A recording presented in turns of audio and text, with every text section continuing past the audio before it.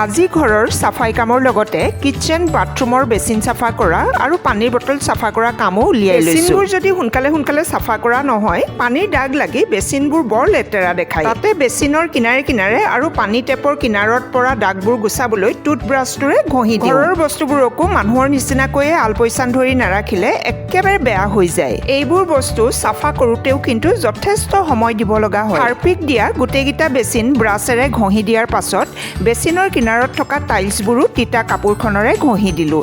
বাথৰুমত থকা ৱাল চেলবোৰত পৰি থকা ধূলিবোৰ কাপোৰখনেৰে মুচি কাচি দিলোঁ। এইবাৰ পানীৰ বটলবোৰ ধুবলৈ উলিয়াই ল'লোঁ। লগতে তেলৰ বটলকেইটাও ধুবলৈ উলিয়াই ল'লোঁ। পানী লাগি বটলৰ তলত হালধীয়া দাগ এটা পৰে। যিমান চাফা পানী ভৰালেও দেখাত পানীবোৰ বৰ লেতেৰা দেখায়। লিকুইড ভীম ভৰাই বটলবোৰ ব্ৰাছেৰে ঘঁহি ধুই পানী ভৰাই ৰাখিলোঁ। তেলৰ বটলকেইটাও শুকান কাপোৰেৰে মুচি তেল ভৰাই থলোঁ।